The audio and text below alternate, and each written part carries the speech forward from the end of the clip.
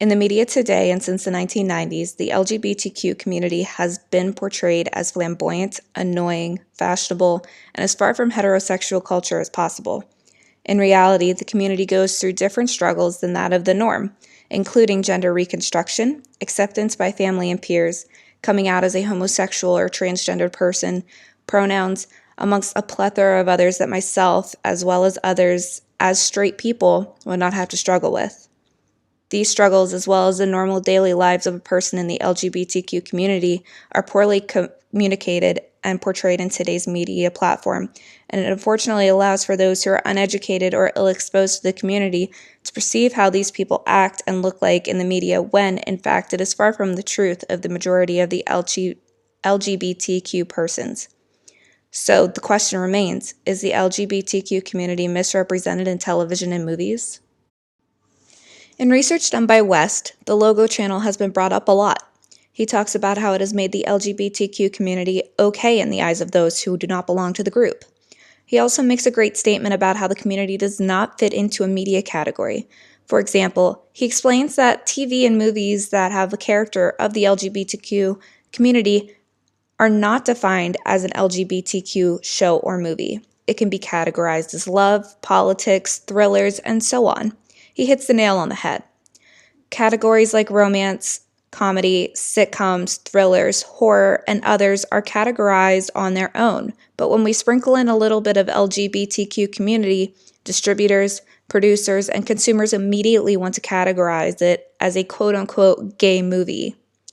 To put this in perspective, if a romance novel was in the library, but it involved a gay couple instead of a heterosexual couple, it would be dropped from the romance section and thrown into the LGBTQ section.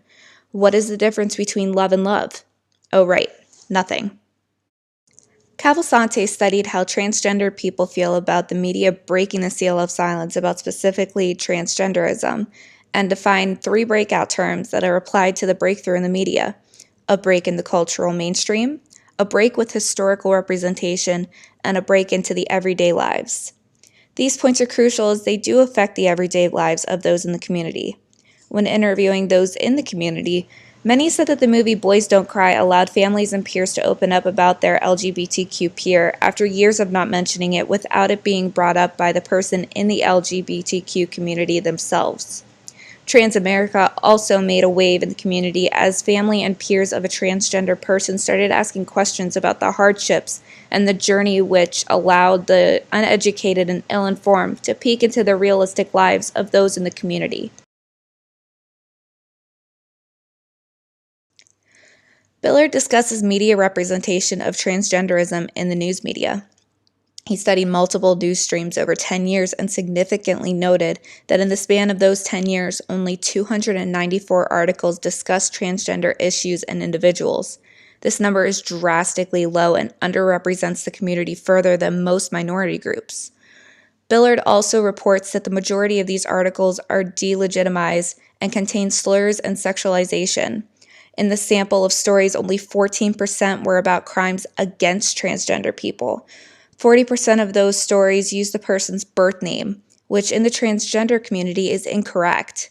Some of these can be accredited to police reports, however, they are still delegitimate. These murders crimes were also fully focused on crimes against transgender women and completely disregarded crimes against transgender men. It is quite clear that the media has made strides in the last 30 years to involve the LGBTQ community and attempt to change some of the negative stereotypes. However, it is still not hitting the mark. It is a long process to eliminate these stereotypes and misrepresentations when some people are still uneducated and ill-informed on the topic. It seems to be going in a good direction, though, and hopefully there are more breakthroughs in media in the coming years to represent the community in the bright light they need to be in. In order for the LGBTQ community to be normalized and represented correctly, television and movies must include these individuals more often and stop allowing stereotypes to get in the way of telling a story. In a quote from the great Ian Gallagher from Shameless, "God loves everyone."